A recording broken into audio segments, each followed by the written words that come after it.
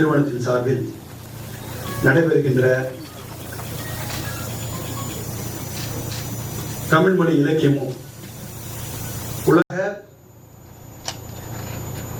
தன்னை முழுமையாக அர்ப்பணித்துக் கொண்ட நபர்களுக்கு விருது வழங்கும் நிகழ்ச்சி. இந்த நிகழ்ச்சியினுடைய முன்னிலை பெறுகின்ற இயக்கத்தினுடைய மூத்த முன்னோடி, ஒரு வழிச்சாலையாக இருக்கிறது, நடைபாதையாக இருக்கிறது என்றது பார்த்தீங்கன்னா 200 வழிச்சாலையாக ஆக்கி அதெல்லாம் நாங்கள் பயணிக்கிறோம் அப்படின்னாக்கா அது முழு காரணமானவர் தத்துவ மேதை அண்ணன் டி.கே. சீனிவாசன் அவர்கள். அவர் மறைந்தாலும் அவர் இடத்தை நிரப்புகின்ற இடத்தை எப்படி அறிவுலக மேதை பேரறிஞர் அண்ணா அவர்களுக்கு பிறகு இந்த இயக்கத்தை தளபதி அவர்கள் வழிநடத்தியிருக்கிறாரோ, கலைஞர் அவர் வழிநடத்தினாரோ, அவருக்கு பின்னாடி எப்படி தலைமை நடத்தியிருக்கிறாரோ, வருங்காலத்தில் எப்படி நம்ம பெரிய தலைவர் நம்முடைய துணை முதல்வர் நடத்த இருக்கின்றாரோ, அதுபோல இன்றும் எப்படி தத்துவ மேதையான சீனிவாசன் இயக்கத்தை கட்டி காத்து இந்த இடம் இருந்தால் அதே போன்று இன்றும் இயக்கத்தை நாள்புறம் எந்தவித எதிர்பார்ப்பும் டிரான்ஸ்பரன்ஸா இயக்கத்துக்கு பாடுபட்டுக் கொண்டிருக்கின்ற முன்னாள் நாடாளுமன்ற உறுப்பினர்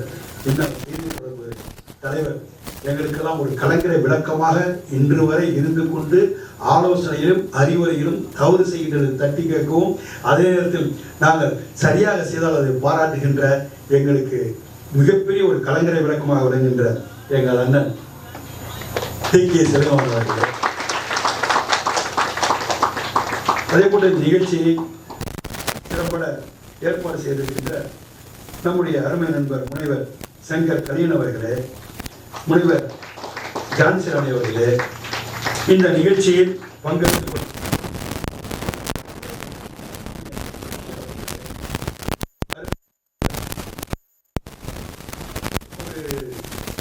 7 வருஷத்துக்கு மாதிரி ஒரு மாதிரி ஒல்லியாக தான் இருந்தாங்க.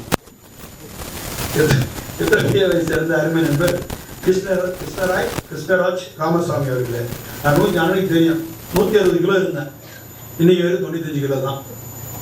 ஆனால் அந்த ரகசியத்தை சொல்ல மாட்டேன். எப்படி அழைச்சும் கூட கேட்பாரு, நாசர் எங்கன்னு கேட்பாரு, நாசர் செத்துட்டாங்க அப்படியா இருந்தார், நாசர் கம்மின்னு. ஏன்னா அந்த உடம்புல 160 கிலோ இப்போ 95 கிலோ தான் இருக்கு.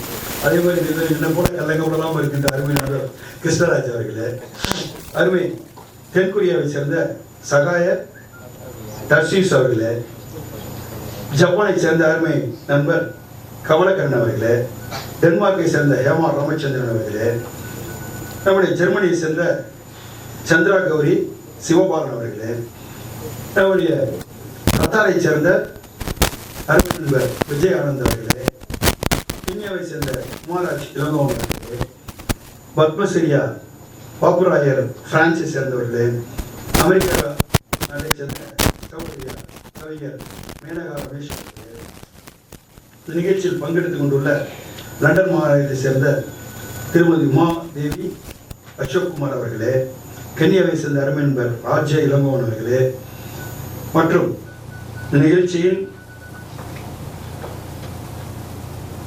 கலந்து கொண்டிருக்கின்ற அனைவருக்கும் என்னுடைய விட்டுருக்கேன். யார் பேர் விட்டுருந்தா போச்சுக்கிறாருங்க. நான் கடல் கடந்து வந்திருக்கீங்க, அதை பேர் சொன்ன வருத்தத்துக்குரிய விஷயம். இருந்தால் அவர் பேர்களை நான் விழித்ததாக நினைத்துக் கொண்டவங்க அனைவருக்கும் என்னுடைய காலை வணக்கத்தையும் அதே நேரத்தில் என்னுடைய பொங்கல் திருநாள் வாழ்த்துக்களையும் இந்த நேரத்தில் நான் தெரிவித்துக் கொள்ள கடமைப்பட்டிருக்கிறேன். அருமை நண்பர் ஜெரால்ட் அவர் கோச்சுக்குவார். அருமை நண்பருக்கு வரும்போது ஒரு நண்பர் வந்தார், பிரான்ஸ் அவர்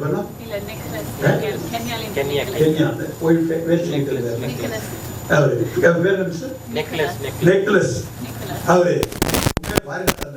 அந்த வேஸ்டிக்கு அழகே அழகு, அவ்வளோ அழகா இருந்தாரு. எங்களுக்கு வந்து ரொம்ப கிளாமரா இருந்தது அவர் தான்.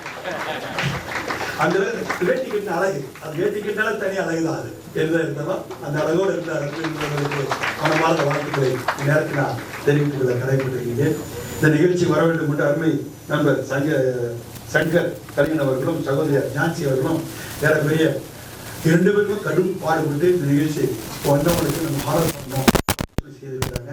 அயலக தினத்திற்கு வருகை தந்த அனைவருக்கும் என்னுடைய மனமார்ந்த நன்றியும் வாழ்த்துக்கள் தெரிவித்துக் கொள்ள இந்த நேரத்தில் எனக்கெல்லாம் உங்களுக்கு ஒரு பிரச்சனை என்ன, தமிழ இந்த அயலக தமிழகத்துக்கு இது போன்ற நிகழ்வை ஏற்பாடு செய்ய வேண்டும் என்று இதுவரை எந்த அளவு பல நாட்டில் இந்தியாவில் உலகத்தில் இந்தியாவில் பல பேர் பல நாட்டுக்கு சென்று அவர்கள் கல்விக்காகவும் தொழிலுக்காகவும் அதை கொண்டு வியாபாரத்தில் சென்றிருக்கலாம். இருந்தால் அந்த நாட்டினுடைய முதல்வர்களுக்கெல்லாம் இல்லாத அக்கறை, ஏன் இந்திய நாட்டு பிரதமருக்கு இல்லாத அக்கறை கூட நம்ம தமிழகத்தை சேர்ந்த நம்ம மாண்பு தமிழக முதல்வர் அவர்களுக்கு அக்கறை கொண்டு இந்த அவர்களுக்கு ஒரு தினத்தை உருவாக்கி அந்த தினத்தை உருவாக்கியது மட்டும் ஏற்றோடு மட்டும் இல்லாமல் அதை இந்த 5 ஆண்டுகளும் சிறப்பான முறையில் ஒவ்வொரு ஆண்டும் இங்கே தமிழக தினத்தை நம்ம பார்த்தீங்கன்னா ஜனவரி 11-12 சிறப்பான ஒரு வடிவமைத்து அதில் இன்னும் சொல்ல தமிழ் ஆர்வலர்களுக்கெல்லாம் விருதுகளை வழங்கி சிறப்புகின்ற ஒரே முதல்வர் இந்தியாவில் யாரும் நம்ம தமிழக வீரர் அண்ணன் தளபதி ஒருவர் தான். அந்த அளவுக்கு தமிழில் உள்ள பத்தால் பாசத்தால் இந்த நிகழ்வை ஏற்பாடு செய்து அவருக்கு ஏற்படுகின்ற இங்கிருந்து செல்கின்ற வாணிபம் செய்யக்கூடியவர்கள் அல்லது இன்னும் சொல்லப்போனால் தொழில் செய்யக்கூடியவர் உயர்கல்வி செய்யக்கூடிய இன்னர்கள் இடுக்கங்கள் எது ஏற்பட்டாலும் அவர்களுக்கு களைய வேண்டும் என்ற உணர்வோடு அவர்கள் என இருக்கக்கூடிய அவங்க சொந்த படிப்பு படித்த பள்ளிக்கூடம் அங்கே இருக்கக்கூடிய உற்றார் தாய் தகப்பன் எல்லாத்தையும் மனைவி சந்தோஷம் விளையாட்டு இருக்காங்க, மகிழ்ச்சியாக இருப்பாங்க. ஆனால் அவங்களுக்குள்ள ரணம் என்னன்றது இதுக்கு தான் தெரியும். அண்மையில் கூட நான் அண்ணன் டிகேசன் தலைவர் சேர்ந்து என்னுடைய இதுக்கு அனுப்பிச்சு வச்சாங்க, லண்டன் தமிழ்ச்சங்கத்துக்கு அனுப்பிச்சு வச்சாங்க. அங்கே போனது 10 நாள் தான், 10 நாள் ஒரு 8 நாள் தான். ஆனால் அந்த 8 நாள் அங்கே போயிட்டதுக்கு எனக்கு ஒரு பரபரப்பு. என்னடா தாயை விட்டு வந்துட்டுமே, தாப்பனை விட்டு வந்துட்டுமே, பொண்டாட்டி விட்டு வந்துட்டுமே, பிள்ளைங்களை விட்டு வந்துட்டுமே, பேர பிள்ளைங்களை விட்டு வந்துட்டுமே, ஃபீலிங்ஸ்லாம் அப்படி இங்கே தான் இருந்தது. நம்ம படித்த இடம் படித்த மண் 10 நாள் 8 நாள் தாங்க முடியல.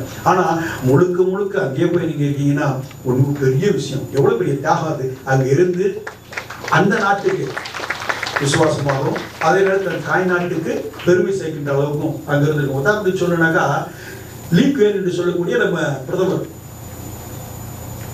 அதிபராக இருந்தவர் சிங்கப்பூர்ல, அவர்கிட்ட போய் கேட்குறாங்க, நம்முடைய மாநிலத்தை நம்ம தமிழ்நாட்டை விட்டு மற்றவங்களாம் போய் கேட்குறாங்க, வந்துட்டு அப்பாயின்மெண்ட் வாங்கி அவர்கிட்ட கேட்குறாங்க, போகிறாங்க பார்க்குறாங்க, ஒரு டைம் கொடுக்குறாரு. கேட்குறப்போ அவங்க கேட்டாங்களாம், என்னத்துக்கு வந்திருக்கீங்கன்னு சொல்லி கேட்டப்போ என்ன கிரீவன்ஸ் கேட்டாங்க, என்ன அவங்க ப்ரேயர் கேட்டப்போ அவங்க சொன்னாங்களாம், தமிழ் நீங்கள் தேசிய மொழியாக வச்சுருக்கீங்க சிங்கப்பூரில், சந்தோஷம் தான், இருந்தாலும் எந்த மொழியும் சேர்த்துக்கணும்னு சொல்லி ஒரு 2-3 மாநிலம் இந்திக்காரங்க போயிருக்காங்க. அங்கே இருக்க குஜராத்தி எல்லாம் போய் கேட்டிருக்கேன், எங்களையும் நீங்கள் வந்து தாய்மொழியை சேர்த்துக்கணும், எங்களையும் முன்னுரிமை தரணும், எங்கள் மொழிக்கு தாய்மொழின்னு சொன்னாங்க. இது நீங்கள் சொல்லியிருந்தீங்கன்னா உங்கள் அப்பா கிட்டே கொடுத்துருக்க மாட்டாங்க. ஏன்னாங்களா அப்போ அவர் சொன்ன வார்த்தை என்னன்னா, தமிழை எங்களோட காடுகளை அடித்து நாடுகளாக்குமே எங்களோட இணைந்து எங்களுடைய சுதந்திர போராட்டத்துக்கு எங்களோடு சேர்ந்து ஆயுதம் என்று போராடி உயிர் நீத்து அந்த உயிரினுடைய தியாகம் பண்ண வந்தேன். அவருடைய ரத்தம் ஒன்று எங்களோட மண்ணோட மண்ணாக கலந்து. ஆகவே தான் அதுவரை நாங்கள் இன்னைக்கு வந்து அந்த தமிழர்களை நாங்கள் இன்னைக்கு வந்து தேசிய நம்முடைய அவர்களுக்கு வந்து முன்னுரிமை கொடுத்து தேசிய மொழி அவங்க தமிழை வச்சுருக்கோம், அவங்களுக்கு இந்த முன்னுரிமை கொடுத்து வச்சுருக்கோம். ஆக அவங்க 2000 கலந்தவர்கள் எங்கள் சுதந்திர போராட்டத்துக்கு எங்களோட போராடியவர்கள் வாதாடியவர்கள் எங்கள் நாட்டில் வடமொழிக்கு வச்சவர்கள் காடுகள் அடித்து நாடுகளாக்கியும் தமிழை. ஆகவே அவர்களுக்கு இந்த முன்னுரிமை கொடுத்துருக்கோம். முதலே தெரிஞ்சு அவங்க கூப்பிட்டுக்க மாட்டேன்னு சொல்கிறாங்க. சொல்லிட்டு ஈக்குவல் இருந்து அவருடைய பிறந்தல் வச்சிருக்காரு. இது காரணம் என்ன, தமிழ் அங்கே போனாலும் எங்கிருந்தாலும் அந்த நாட்டுக்கு தன் நாட்டு பெரும் ஒரு பக்கத்தில் அந்த நாட்டுக்கு சேர்ந்த நாட்டுடைய வளத்துக்காக வாழாதாடியும் போராடியும் தன்னை முழுமையாக அர்ப்பணித்துக் கொண்டவர் காரணம் தமிழன் தான் ஈக்குவல் இருந்தவர். அந்த பிரதமருக்கு நம்ம முன்னுரிமை கொடுத்தார். உதாரணம் நம்ம தமிழிச்சு யாரு, நம்ம தமிழிச்சு நாகப்பட்டினத்தை சேர்ந்த நம்முடைய ஃப்ரீடம் ஃபைட்டர் வந்தாங்க, தலைவரி விதிச்சாங்க. தலைவரி விதிச்சப்போ அவங்க நல்ல பேர் வச்சவங்க பேரு தில்லையாடி வள்ளி. அந்த தில்லையாடியோ தமிழிச்சு 14 வயசு பெண். அந்த பெண் அங்கே போயிருக்காங்க. போய் என்ன பண்ணிருக்காங்க, மகாத்மா காந்தி அறிவிச்சிட தலைவரியே கண்டிச்சு அன்னைக்கு சவுத் ஆப்பிரிக்காவில் போராட்டம் நடத்துறாரு. விலையில எடுத்து அந்த இடத்துல போராட்டம் நடத்துறாரு. அப்படி போராட்டம் நடத்துறப்போ அந்த போராட்டத்தில் இந்தமாக கலந்துக்கிறாங்க. 14 வயசு பெண் கலந்துக்கிறாங்க. கலந்துக்கிட்டு அப்போ என்ன சொல்லியிருக்காங்க, போராட்ட காலத்துல அந்த போக சொல்லியிருக்காங்க, போக மாட்டேன்னு சொல்லியிருக்காங்க. இருந்தாலும் எனக்கு தலைவரி நீங்கள் சொல்லுங்க நான் போகிறேன் அப்படின்னு சொல்லியிருக்காங்க. முடியல. கடைசியில் அந்த வாதாடி போராடி அவங்களுக்கு சிறைச்சாலைக்கு போயிடுறாங்க. சிறைச்சாலை போயிட்டு கொஞ்ச நாள் அவங்களுக்கு உடல்நிலை சரியில்லாமல் போய் உடல்நிலை சரியான நேரத்தில் ரிலீஸ் ஆகும்னு சொல்கிறாங்க. இவங்க ஜெயலலிதா இறங்கி வந்து தலைவியை எதிர்த்து தலைவியை வீட்டுக்கு அப்புறம் நான் போட்டு அந்த வாராடி போராடி உள்ளே இருந்து மாறிட்டாங்க. வெளியாடி வண்டியை போய் நாகப்பட்டினம் இறந்துட்டாங்க. மகத்மா சொல்லி வருஷம் என்ன பண்ணிட்டாங்க, அங்கே அடக்கம் பண்ணிட்டாங்க. இருந்தாலும் நம்ம தமிழிச்சு எங்கே போனாலும் அந்த நாட்டுக்கு இருக்கிற போராட்டத்தை கூட கலந்து கொண்டா போறாங்க. அதான் நம்ம தமிழ். தமிழன் எங்கே இருந்தாலும் சரி, தமிழிச்சு எங்கே இருந்தாலும் சரி, இந்த நாட்டில் இருந்தால் அந்த நாட்டுடைய வளர்ச்சியும் வெறுப்பதற்கு அதே அந்த நாட்டோட கலந்து அந்த நாட்டோட முன்னேற்றத்துக்கும் அதே நேரத்தில் ஒரு கல்ச்சர், நம்முடைய கல்ச்சர் விலகாமல் இன்ன வரைக்கும் பார்த்தீங்கன்னா ரியூனியன் ஒரு ஊர்.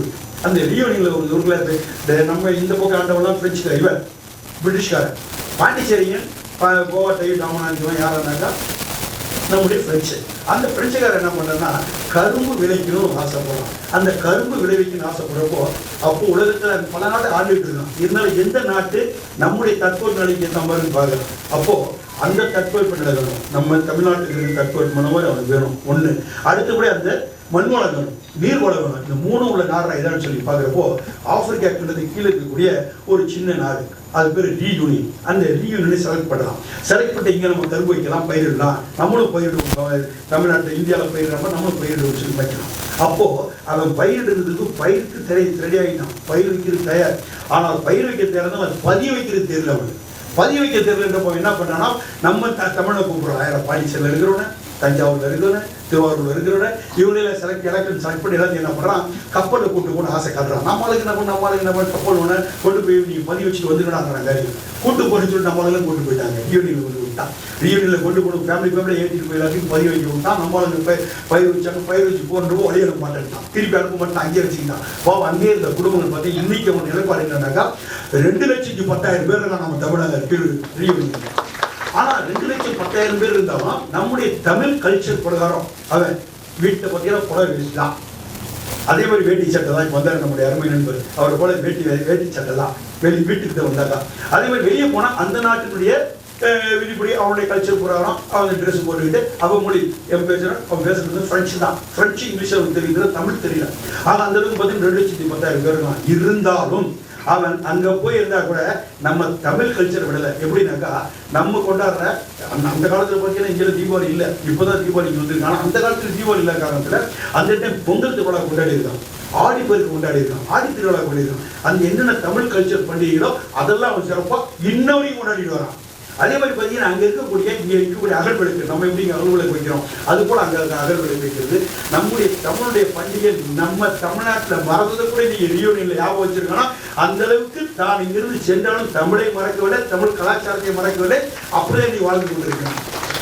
தமிழை எங்கிருந்தாலும் அவன் தனக்கென்று ஒரு தமிழுக்கு உணவுட்டு தனி ஒரு பெருமை விட்டுன்ற அளவுக்கு இன்னைக்கு நம்ம தமிழர்கள் எங்கு சென்றாலும் தன்னுடைய கல்ச்சரை தமிழுடைய பெருமையை சிறப்பான பரிசாடுறது. ஆனால் பெரிய வருத்தம் என்னன்னாக்கா ஒரு பிள்ளைகள் இருக்காங்க, அங்கிருந்து வந்த பிள்ளைகள் தமிழ் தெரியல, அதே எங்களுக்கு வருத்தம். அதுக்கு தான் மாநில தமிழக முதல்வர் என்ன பண்ணுறாருன்னா தமிழும் கற்றுத்தரத்து இணையதளத்தில் உருவாக்கி அதை ஆன்லைன் மூலம் பார்த்தீங்கன்னா அதுக்கு தனியாக ஆசிரியரை போட்டு அதுக்கு தனியாக ஃபண்டு ஒதுக்கி இந்த தினம் உலகம் முழுவதும் இருக்கிற நாட்டில் இருக்கிற தமிழர்கள்லாம் தமிழை கற்றுக்கணும். நம்ம தமிழுடைய கலாச்சாரத்தை அவங்களுடைய பெருமைகளை பெருமை ஏன்னா நமக்குள்ள மாதிரி தமிழ் இருக்கிற இலக்கணம் இருக்க மொழி எந்த மொழியும் கிடையாது. அந்த அளவுக்கு நமக்கு தமிழ் மொழி வந்து இலக்கணம் இருக்குது, இலக்கியம் இருக்குது, அந்த அளவுக்கு பெருமையும் வாய்ந்த மொழி. ஏன்னா உலகம் முழுவதும் இருக்கிற மொழி வந்து 7,102 மொழி இருக்குது. 7,102 மொழி இந்தியாவில் மட்டும் 1,628 மொழி பேசுகிறாங்க. காஷ்மீர்லேருந்து கன்னியாகுமரி ஒன்று ஒழுக்கின்ற வழியாக பேசுகிற பேச்சா நடையாளுடைய பாவனையால் அத்தனையே மாறுபட்ட மக்கள் வாழ்ந்தாலும் 1,628 மொழி பேசுகிறான். ஆனால் உலகம் முழுவதும் இருக்கிறது போது 7,102 மொழி.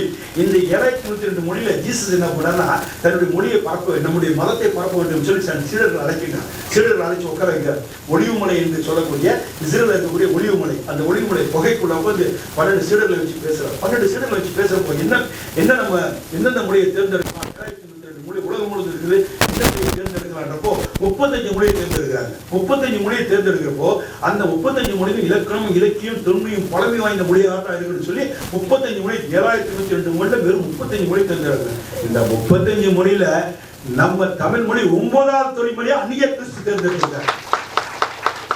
தெரிஞ்செடுத்து அந்த தமிழ் மொழியை வந்து கிறிஸ்து மதத்தை பரப்புறது. அது தோமையா இங்கே வந்தார்.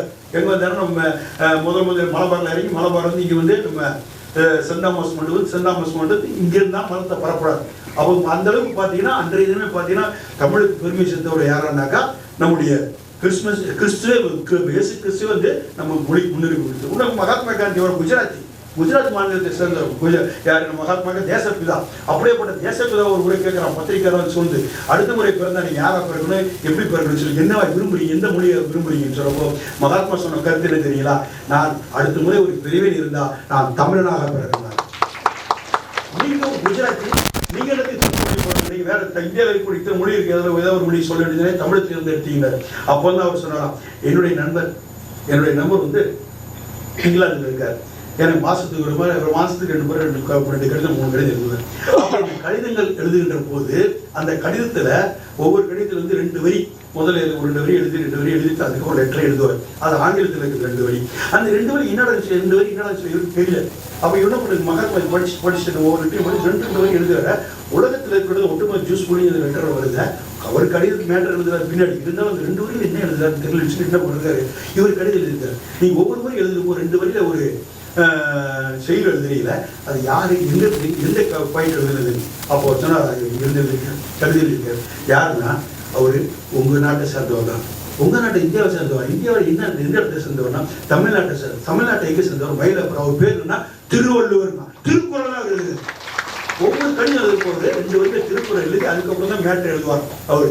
அந்த அளவுக்கு நேச்சுரல் சொல்லக்கூடிய அந்த அங்க இருக்கக்கூடிய இவருக்கும் மகாத்மாவுக்கு ஒரு நட்பு. 2 பேரும் கடிதத்தில் எழுதுறப்போ திருக்குறள் தான் எழுதுவாராம். ஆக அந்த திருக்குறளை ஆங்கிலத்தில் படிச்சு நான் தெரிஞ்சுக்குவேன்.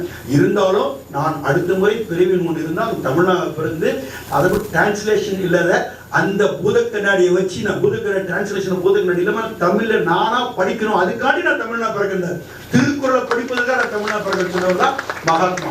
அந்த அளவுக்கு தமிழுக்கு வந்து பெருமையும் சிகரம் உண்டு. அப்படியாப்பட்ட தமிழ் இன்னைக்கு பல கோணத்தில் பல விதத்தில் இன்னைக்கு பார்த்தீங்கன்னா ஒன்றிய அரசால் அளிக்கப்படுகிறது. அதான் உங்களுக்கு தெரியாமல் இல்லை, தெரிஞ்சிருக்கும். இருந்தாலும் மாண்புமிகு தமிழ் இன்னும் சொல்ல போனால் இன்னைக்கு உள்ள சூழ்நிலைக்கு இன்னைக்கு நான் கிணத்துல விழுந்தேன்னா, ஆற்றுல விழுந்தேன்னா, குளத்துல விழுந்தா ஏற்றி வெளியே வந்துட முடியும், நீந்தி வந்துடுவேன். ஆனால் ஒரு கல்லை கட்டி விழுந்தா விழுக முடியுமா? அது போல தான் இந்த இது ஒன்றிய அரசு என்ன சொல்றதுன்னா, எல்லாரும் நீங்க இந்தியை கத்துக்கன்னு சொல்லுது. இந்தியை கத்துக்குங்க, நீங்க இந்தியை கத்துக்கிட்டு வாங்க. எதுக்கு இந்தி? நமக்கு என்ன இருமொழி போதுமே, நமக்கு இருமொழிலாம் இன்னைக்கு இருக்கும். இருமொழியில படிச்சு சுந்தர் பிச்சை இருக்கான், உலகத்தை நீ கையில் வச்சிருக்க கூட யார் அது? இன்னைக்கு பார்த்தீங்கன்னா தமிழை பார்த்தீங்கன்னா தமிழ்லையும் ஆங்கிலத்திலும் படிச்சவர் தான். இந்திய படிக்கலையே. இன்னொரு சந்திராயன் முன்னமைச்சவர் யாரு? அரிசாமி அண்ணாதுரை. அவர் யார்? சந்திராயன் முன்னமைச்சாரு. அவர் நான் இந்தியா படிச்சு வந்து தமிழ் இங்கிலீஷ்ல படிச்சுன்னா இதில் மரத்தடியில் உட்காந்து படிச்சவர். இன்னைக்கு சந்திராயன் முன்ன அமைச்சு வச்சார். சந்திராயன் 2 அமைச்சு வச்ச யாரு? வினிதா முத்தையா. அந்தமா யாரு? அந்தமா பார்த்தீங்கன்னா தமிழச்சி. அவங்களும் மரத்தடியில் படிச்சவங்க தான். தமிழும் இங்கிலீஷ் தான் படிச்சாங்க. அந்த மாதிரி இந்தியா படிச்சு வந்தாங்க. அதே மாதிரி சந்திராயன் 3 அமைச்சர் வேலுமுத்து வேலு, அவர் யார்? தமிழை. அவரும் மரத்தடியில் படிச்சவர் தான். இன்னைக்கு பார்த்தீங்கன்னா அவர் இந்தியா படிச்சு வந்து சந்திராயன் 3 அமைச்சு வச்சாங்க. இன்னும் சொல்ல போனால் உலகாரத்தில் நம்ம மிகப்பெரிய வல்லரசு இருக்கோம். இன்னைக்கு வல்லரசு நாடா இருக்குன்னா அதுக்கு என்ன வேணும்? இன்னைக்கு சிங்கப்பூருக்கு நிறைய பேர் வந்துருக்கீங்க. அது சிங்கப்பூர்ல பொருளாதாரத்தில் ஓய்ந்திருக்கு. ஆனால் வல்லரசு சொல்ல முடியாது. கியூபா என்னடா இருக்கு? மிக சின்ன நாடு. அமெரிக்கா யானை மாதிரி இருந்தாங்க. கியூபான்றது சின்ன நாடு. அது கட்டர் மாதிரி இருக்கும். அந்த அமெரிக்கா பொருளாதார வீழ்ச்சி ஒரு நேரத்தில் கூட பார்த்தீங்கன்னா அந்த நாடு மிகவும் பார்த்தீங்கன்னா வஞ்சிக்கப்படுது. ஆனால் இன்னைக்கு வந்து கொரோனா ஒருத்தவங்க சாவல கியூபா. இன்னும் சொல்ல போனால் இன்னைக்கு அவங்களுக்கு எல்லாமே ஃப்ரீ. குடிநீர் ஃப்ரீ, மின்சாரம் ஃப்ரீ. அவனுக்கு வீடு இல்லாதவன் எவனுமே கிடையாது கியூபாவில். அதே நேரத்தில் பார்த்தீங்கன்னா அவங்களுக்கு வந்து அந்த இடத்துல பார்த்தீங்கன்னா படிப்பு வந்து இங்கே ஹார்ட் ஆப்ரேஷனோ கிட்னி ஆப்ரேஷனோ வேற எந்த மாதிரி நுரையீரல் டிரான்சாக்ஷன் பார்த்தீங்கன்னா 30 லட்சம் 35 லட்சம் வேணும். அங்கெல்லாம் பார்த்தீங்கன்னா எல்லாமே இலவசம். அந்த அளவுக்கு இன்னைக்கு பொருளாதாரத்தில் வாய்ந்திருக்கு கியூபா. அதுக்கு படல் கஷ்டம் மகத்தான மாபெரும் போராளியால் உருவாக்கப்பட்டதான் அந்த கியூபா. இன்னைக்கு எந்த உயர்ந்திருக்கு? அது காரணம் யாரு? கியூபாவில் இருக்கக்கூடிய அது படல் கஷ்டம் சொல்லக்கூடிய அவர். ஆனால் அந்த அளவுக்கு இருந்தாலும் அது பொருளாதாரத்தில் உயர்ந்த நாடு. ஆனால் வல்லரசு சொல்லக்கூடிய வல்லரசுனா என்ன வேணும்? அணு ஆயுதம் வேணும். அணு ஆயுதம் இருந்தால் தான் வல்லரசு சொல்லுவோம். ஆனால் இன்னைக்கு அணு ஆயுதம் யார்கிட்ட இருக்கு? நம்ம இந்தியாவில் இருக்கு. அதனால வல்லரசு. ஆனா அந்த அணு ஆயுதத்தை கண்டுபிடிச்சது யாரு? மரத்தடியில ராமநாதபுரத்துல மரத்தடியில படிச்ச அப்துல் கலாம் என்கின்ற சொல்லக்கூடிய மகத்தான மாபெரும் ஒரு விஞ்ஞானி தான் அதை கண்டுபிடிச்சார். இன்னைக்கு அந்த அளவுக்கு பார்த்தீங்கன்னா இன்னைக்கு உலக அளவில் அவரை பற்றி பேசுகிற அளவுக்கு இன்னைக்கு இருக்காருன்னா வல்லரசனம் இருக்கிற காரணம் ஒரு தமிழர் யாரு? அப்துல் கலாம் என்று சொல்லக்கூடியவர். ஆக இப்படி தமிழர்கள் தன்னுடைய பெருமை உலக அளவில் பல குணத்தில் பல விதத்தில் பரப்பி இருந்தாலும் நம்முடைய தொப்புள் கூடி வரவங்களாம் நீங்களாம் இருக்கிறீங்க. இவங்கெல்லாம் பார்க்குறப்போ பெரும் மகிழ்ச்சி. இங்கே வந்து எல்லாம் பார்த்தாக்கா எப்படி ஒரு என் தங்கச்சி கட்டி கொடுத்துட்டேன், எங்கள் அக்காவும் கட்டி கொடுத்துட்டேன், அதே மாதிரி போய் என் பொண்ணையும் கட்டி கொடுத்துட்டேன். இவங்களாம் போயிட்டாங்க. ஆனால் போயிட்டு எங்கள் வீட்டுக்கு வரும்போது எவ்வளோ பெரிய மகிழ்ச்சியாக இருக்கும். நம்ம அக்கா வந்திருக்கு, நம்ம தங்கச்சி வந்திருக்கு, நம்ம கட்டி கொடுத்த நம்ம பொண்ணு வந்திருக்கு, நம்ம பேத்தி வந்திருக்கு. எவ்வளோ அதை மாதிரி இன்னைக்கு பார்த்தீங்கன்னா உங்களெல்லாம் பார்க்குறப்போ மகிழ்ச்சியாக இருக்கிறோம். நாங்கள் அது நாளைக்கு 11, 12 இன்னும் மகிழ்ச்சியா இருப்போம். ஆக அந்த அளவுக்கு மகிழ்ச்சியா இருப்பதற்கு காரணமாக இருப்பது நீங்கெல்லாம் தொப்புள் கொடி உறவுகள், நீங்கெல்லாம் இங்க வந்திருக்கீங்க. உதாரணத்துக்கு சொல்லணும்னாக்கா இன்னைக்கு ஓட்டை கார்னர் பண்ணி தான் எல்லாமே செய்வாங்க. எல்லா அரசியல் தலைவர்களும் ஓட்டை தான் கார்னர் பண்ணுவாங்க. ஆனா அந்த ஓட்டை கார்னர் பண்ணல. மாண்பு தமிழக முதல்வர் தமிழன் என்கிற தொப்புள் கொடி உறவுகள் உலகத்தில் இங்க இருந்தாலும் ஒரு குடைக்கு இருக்க வேண்டும் உலக அடிப்படையில் அவங்களெல்லாம் நீங்க அரவணைச்சு உலக இன்னைக்கு தமிழருடைய தினத்தை இந்த தினம் உருவாக்கி 11, 12 உருவாக்கி ஒன்று சொல்லுவோம். நமக்கு தொப்புள் கொடி உறவுகள் அண்மையில் ஏற்பட்ட வார் எங்க நம்ம உள்நாட்டு கலவரத்துல அங்கிருந்து வந்து நம்ம தொப்புள் கொடி சிங்க அந்த இலங்கை தமிழர்கள் அவங்கெல்லாம் பார்த்தீங்கன்னா அவங்க எந்த நாட்டில் யார் எங்கே போனாலும் அவங்கள வந்து பார்த்து அவங்களுக்கு முன்னுரிமை தருவது கிடையாது. ஆனால் மாண்பு தமிழக முதல்வர் நம்முடைய முதல்வர் தளபதி அவர்கள் கொடுத்த முன்னுரிமை அந்த தொப்புள் கொடி உறவுகளை புலம்பெயர்ந்த தமிழர்கள் என்று சொல்லினார். அவங்களை புலம்பெயர்ந்த தமிழ் மட்டும் சொல்லாம அவங்களுடைய வாழ்வாதாரத்தை உயர்த்தப்பட வேண்டும். இங்கே வந்து எந்த கோணத்தில் அவர்கள் எந்த கோணத்தில் தன்னை தாழ்த்தி விடக்கூடாது. ஏறக்குறைய பார்த்தீங்கன்னா தமிழகம் முழுவதும் அவர்களுக்கு 105 முகாம் உருவாக்கியிருக்காரு. அந்த தொப்புள் கொடி இருக்கக்கூடிய நம்ம இலங்கை தமிழர்கள் அகதிகள் சொல்வது தப்பு. அவங்க புலம்பெயர்ந்த தமிழர்களுக்கு வந்து பார்த்தீங்கன்னா 105 முகாம்களை உருவாக்கி 105 முகாம்கள் இருக்கக்கூடிய ஒவ்வொருத்தருக்கும் பார்த்தீங்கன்னா எவ்வளவு பண்ணாங்க 19,250 குடும்பம் இருக்கு. 19,250 குடும்பம் இருக்கு. ஏறக்குறைய பார்த்தீங்கன்னா 33,500 பேர் இருக்காங்க. இதுல இது இல்லாம 59,350 பேர் இருக்காங்க. இதே 33,000 பேர் வந்து அவங்க சொந்த அவங்க உற்றார்கள் வீட்டுல வளமா இருக்கிறதுக்காக அவங்களுக்கு செட்டில் ஆயிட்டாங்க. ஆனா இங்க இருக்கிற 59,000 பேரையும் 19,152 குடும்பத்துக்கு நீங்க பாத்தீங்கன்னா மிகப்பெரிய காவலராக மாண்பு தமிழக முதல்வருக்கு குடும்பத் தலைவருக்கு 1,500 ரூபாய் மாசம் டெய்லி மன்னிக்கணும் மாதத்துக்கு 1,500 ரூபாய். குடும்பத் தலைவர் அந்த குடும்பத் தலைவராக 77 குடும்பத் தலைவர். குடும்ப உறுப்பினருக்கு 1000 ரூபாய். சின்ன பிள்ளைகள் இருக்கிற 15, 18 வயசு 9 வயசு பிள்ளைகளுக்கு 500 ரூபாய். அது மட்டும் இல்லாம அவர்கள் படிப்புக்கு பாலிடெக்னிக் படித்தா 10,000 ரூபாய். அந்த பிள்ளைக்கு பிஎஸ்சி பிகாம் படித்தா 15,000 ரூபாய். அது எம்காம் எம்எஸ்சி படித்தா அந்த பிள்ளைக்கு 20,000 ரூபாய். அதே மாதிரி அவங்களுக்கு தொழிற்கல்வி தனியாக அவங்களுக்கு ஆரம்பிச்சு ஐடி ஆரம்பிச்சு அதுக்குன்னு தனியாக அவங்களை வச்சிருக்காரு. அது மட்டும் இல்லாமல் அவங்களுக்கு வந்து மாதத்திற்கு வருடத்திற்கு அவங்களுக்கு பார்த்தீங்கன்னாக்கா அவங்களுக்கு 19 கோடி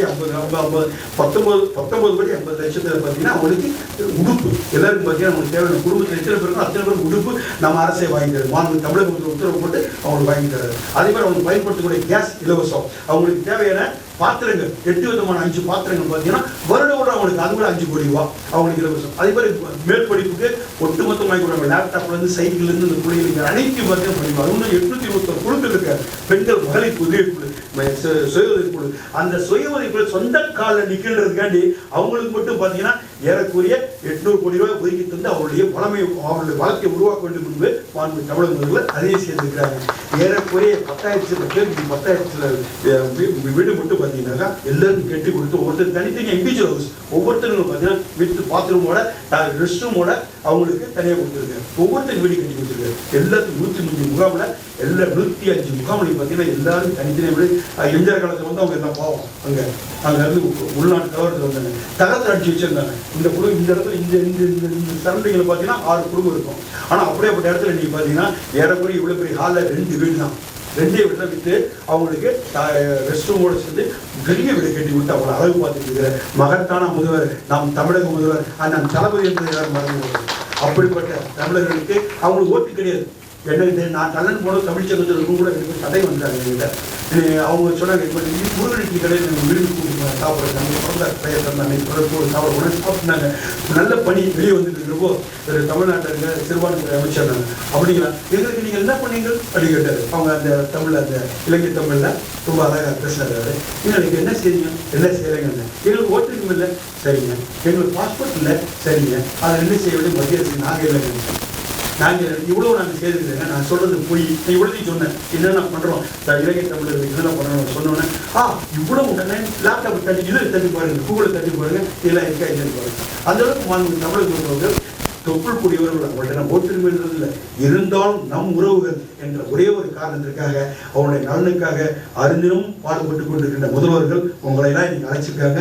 நாளை நடைபெறுகின்ற அந்த விழாவில் உங்களுடைய திருமுகத்தெல்லாம் பார்ப்போம். நீங்களாம் அங்கே வர வேண்டும் என்று உங்களை எல்லாம் கேட்டுக்கொண்டு அருமை நண்பர் நம்முடைய அருமை சங்கர் கலைஞர் அவர்களுக்கும் அதே மாதிரி ஜான்சன் அவர்களுக்கும் இவர்களை இயக்கிக் கொண்டிருக்கின்ற எங்களை கொண்டவர்களுக்கெல்லாம் ஒரு கலைஞரை விளக்கமாக இருந்த எங்களை இன்று வரை வழிநடத்தி செல்கின்ற அண்ணன் டி.கே. சிலவனை கொண்டு மனமார்ந்த நன்றியும் வாழ்த்துக்களை கூறிக்கொண்டு வருகை தந்த நம் தொப்புள் கொடியோட தமிழ்ச்சங்கம் உறவுகளுக்கெல்லாம் வணக்கத்தை பெற முடிக்கின்றேன். நன்றி வணக்கம். நல்லா இருக்கு கை தட்டு. இப்ப எல்லாம் கை தட்டுகள் எதுவும் தெரியுமா? சீக்கிரம் முடிச்சு உட்கார கை தட்டு. ஒருத்தர் அரை மணி நேரம் பேசியிருக்கான், 1 மணி நேரம் பேசியிருக்கான், 3/4 மணி நேரம் பேசியிருக்கான், 2 மணி நேரம் பேசியிருக்கான்.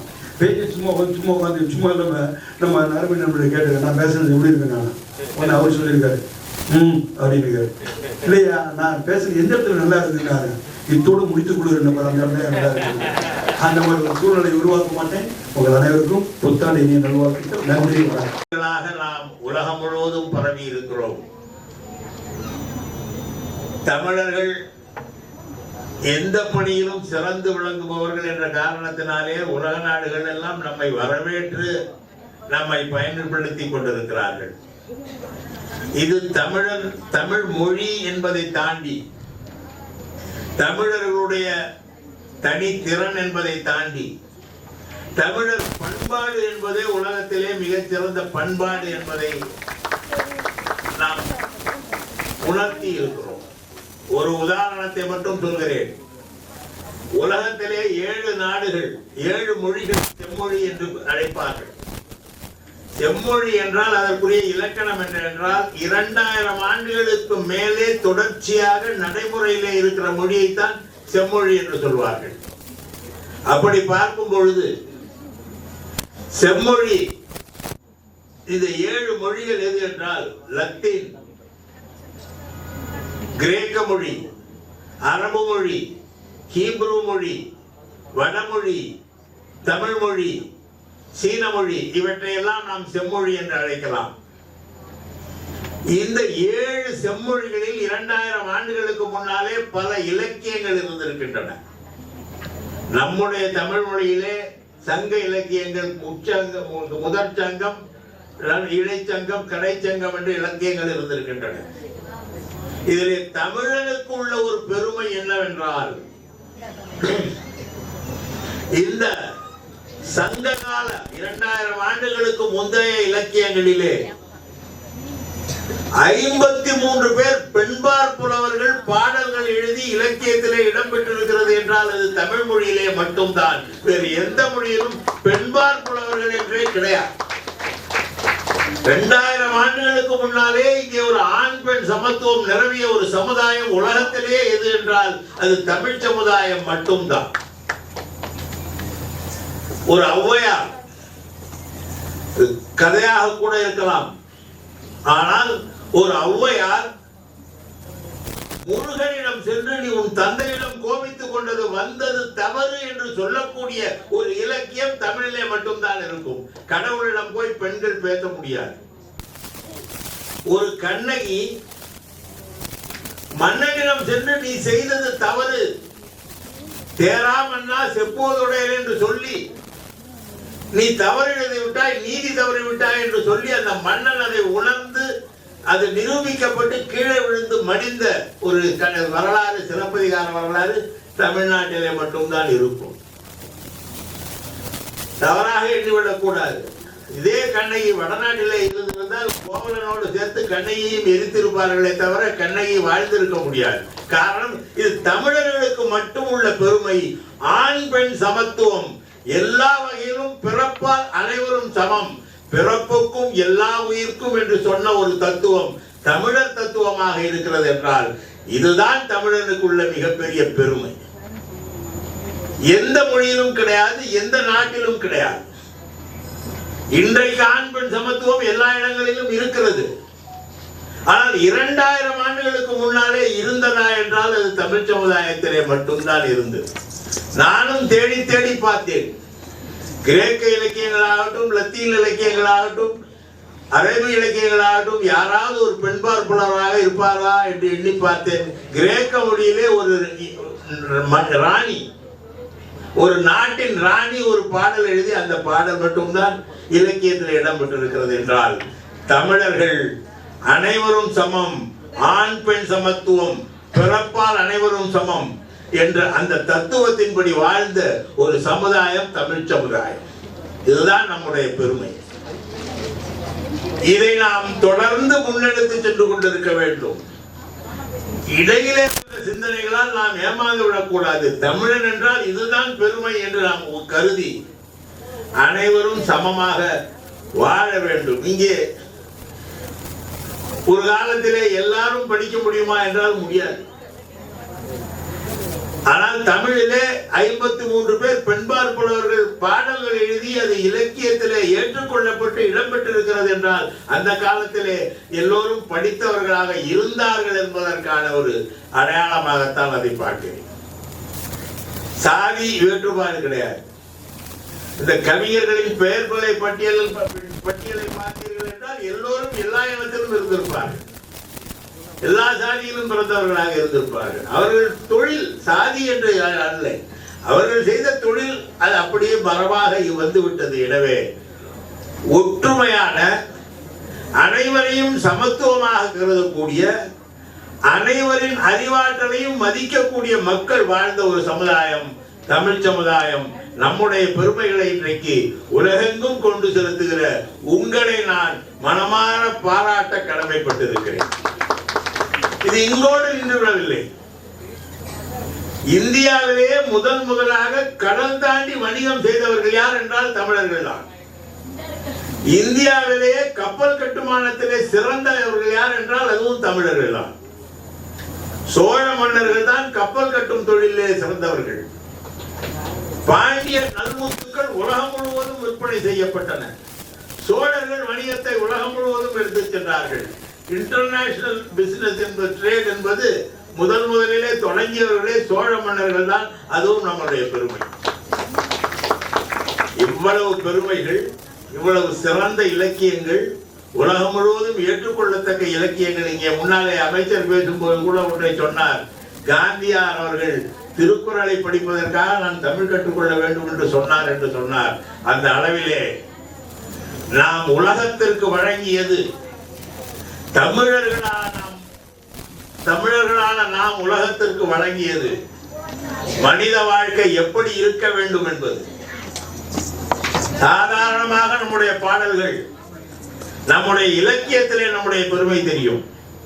யாயும் யாயும் யாராகியரோ, எந்தையும் நொந்தையும் எம்முறை கேளு, செம்புல பெயர் நீர் போல அன்புடை நெஞ்சம் தான் கலந்தனவே என்ற ஒரு பாடல், சங்க இலக்கிய பாடல்.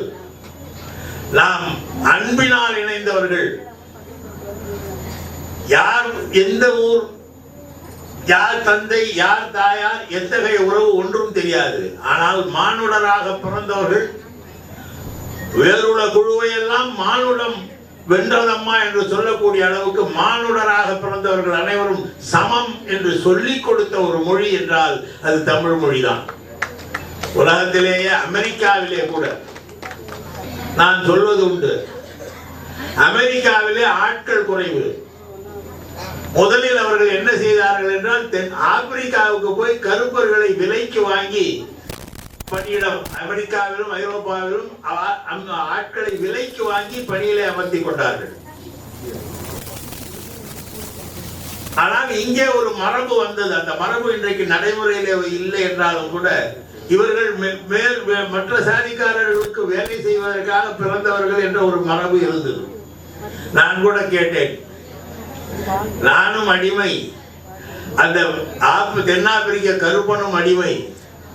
ஆனால் அந்த கருப்பனுக்கு ஒரு விலை இருந்தது, காசு கொடுத்து வாங்கினார்கள். நான் பிறப்பாலேயே அடிமையாகிவிட்டேனே, இது எந்த நிலை ஏன் என்று கேட்ட உண்டு. அதுபோல அது நமக்கு ஏற்பட்டது. அதை உடைத்தெறிந்து இன்றைக்கு சமமாக வாழ கொண்டிருக்கிறோம்.